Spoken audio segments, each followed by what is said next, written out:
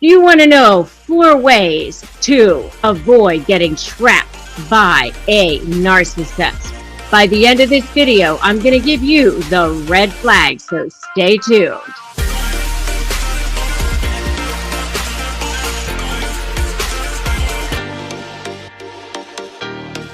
Hey, I'm Rebecca Zung. I'm an attorney. I am an author, and I am a narcissist negotiation expert. And what I do on this channel is I give you tips, tricks, and resources so that you can avoid getting ensnared by a narcissist, but more importantly, the exact resources that you need so that you can become the most powerful and persuasive person in the room, and teach you how to shift the dynamic so that you can set yourself up and so that you'll never get trapped by a narcissist ever again. And if that sounds good, make sure that you subscribe to this channel and hit that notification bell. Okay, so let's talk about the 4 ways so that you can set yourself up so that you will never fall into a narcissist trap ever again.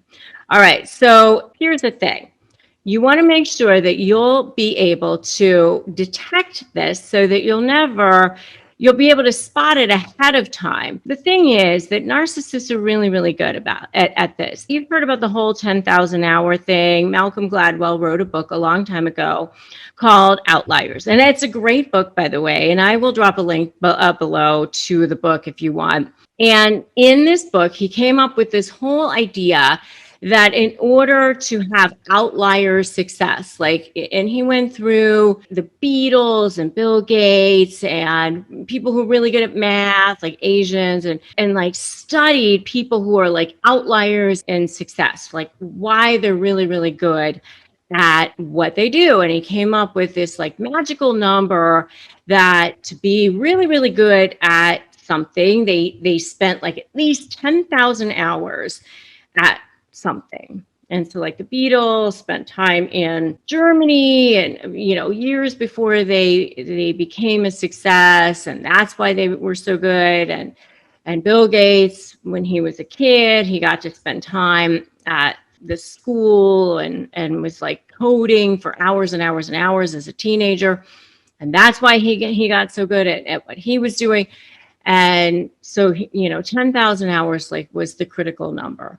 Well, narcissists have spent way more than 10,000 hours becoming manipulators and becoming really, really good at manipulators because they've been doing it their whole entire lives. They have studied people and read people and figured out their craft and honed their craft basically since they were children. They figured out a long time ago, something happened to them when they were children and went, okay, the world is a scary place. In order for me to survive, I need to be a certain way. I need to read people. I need to be a certain way in the world. I have to survive. And for me to survive, I need to make sure that you don't survive. And they don't think of it like consciously. It's definitely subconscious. But they really think of it in terms of like, if you have something, then that means I can't have it. Or if I have it, then you shouldn't have it. It's definitely this scarcity mentality to the absolute extreme.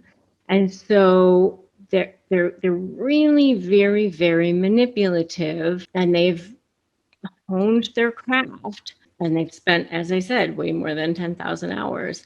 And so you're falling into this trap of this person. And by the way, you can't feel bad about it. You can't beat yourself up over it. You can't go, how did I manage to do that?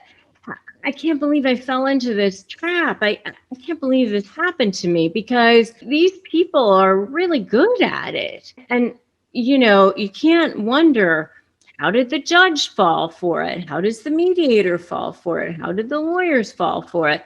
Because they're really good at it, right?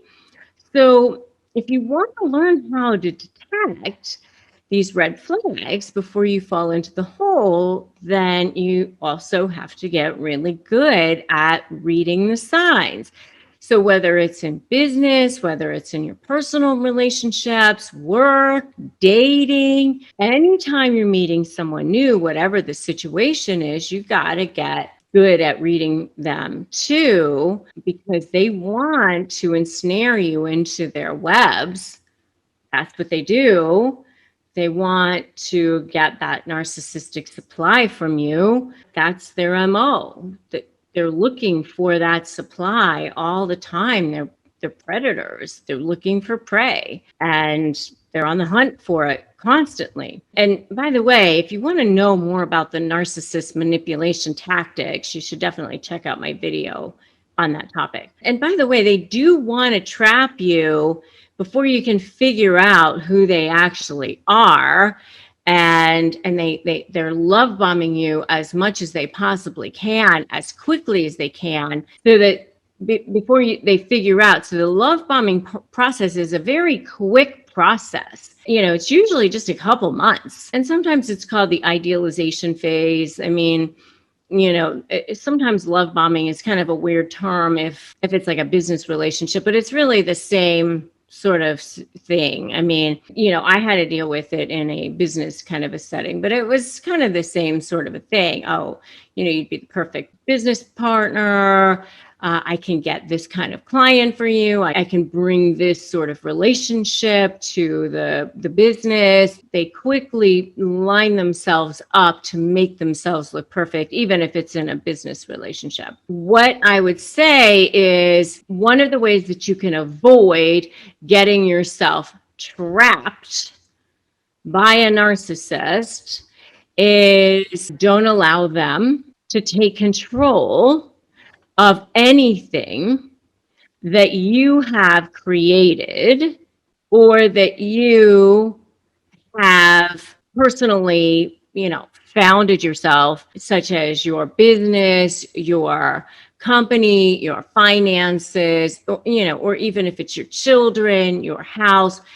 And this is something I have to tell you that I have such a personal feeling about because, of some situations that I've had. If you really want to avoid getting trapped and manipulated by these narcissists, don't allow them to take control of anything that you have created yourself or anything personal that you have, like your business, your company, your finances, your children, your house.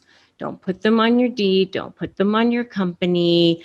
Don't have them take over your finances. Don't put them on your bank account. If you have created a brand, you keep your brand for yourself. If you have created a business, keep your business for yourself.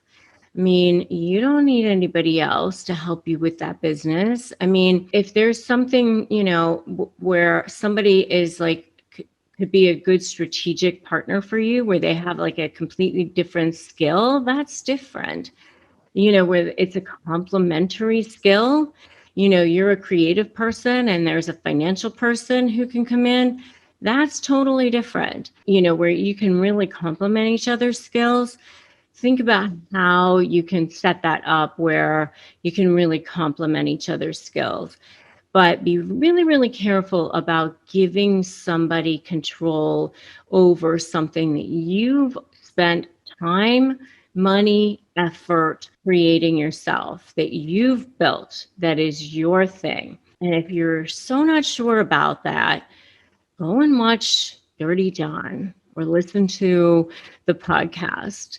I mean, look what happened to that woman when she let that guy come in and take over her finances and take over her life and take over her children. And look what happened there. I mean, that is such a perfect example of that. So that's number one. So number two is don't give them access to anything. Don't give them access, to your passwords, no logins. Just don't. I mean, especially early on. I mean, because like they want this stuff really quickly.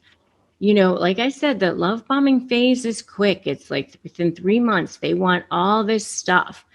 I mean, if we're talking about, 3 years has gone by, 5 years, 10 years, time has gone by, and you've really learned to build a trust with this person, and you've really gotten to know who this person actually is, that's different. And maybe you've signed a prenuptial agreement, or maybe you haven't, but you've really gotten to know who this person is, and you've taken the time to learn who their family is, and you've gotten to see what kind of integrity they have, and you've gotten to see who they are with your family, with your children, who they are in business, who they are with their families. That's different. Take the time to really get to see who they are, how they treat people, but don't do all this stuff right away. The problem with narcissists is they want access to everything. They want to be in everything right away. I had a situation with a client one time who,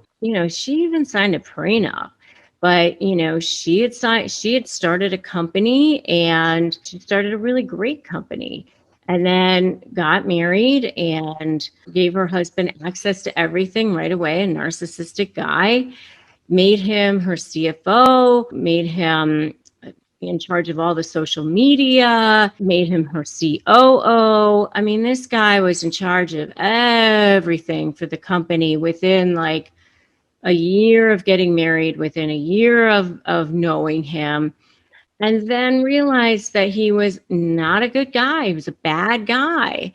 And the prenup wasn't, it was very flimsy. I didn't draft the prenup.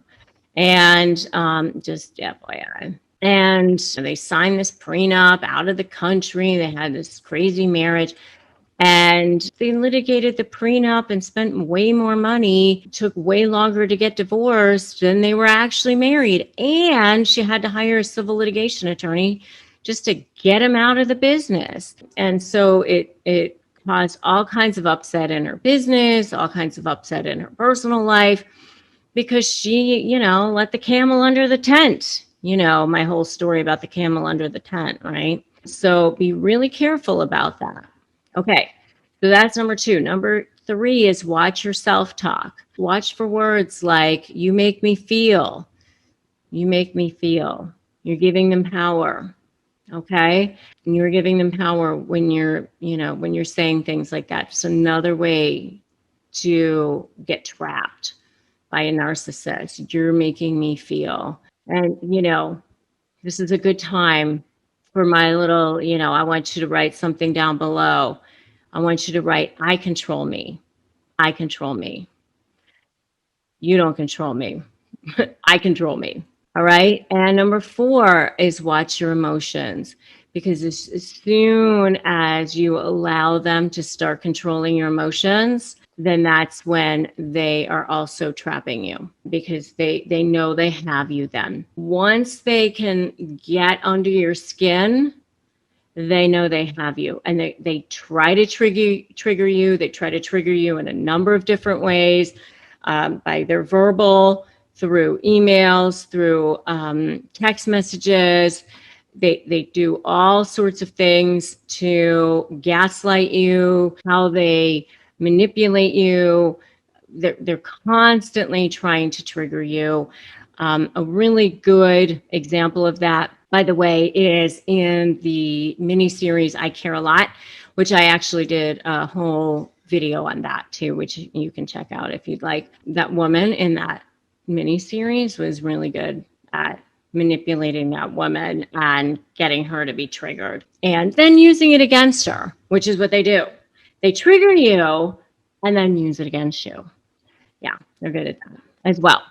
So those are 4 ways to avoid getting trapped by a narcissist. So you can spot those red flags and avoid getting trapped by them, and keep yourself out of that black hole. And if you like this video, give it a like, give it a share, drop me that comment. Make sure you subscribe to this channel and hit that notification bell. You can grab my free Crush My Negotiation prep worksheet at winmynegotiation.com.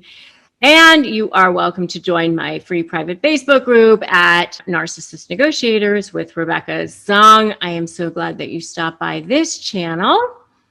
And all things negotiating with narcissists. Remember, today is a great day to start negotiating your best life.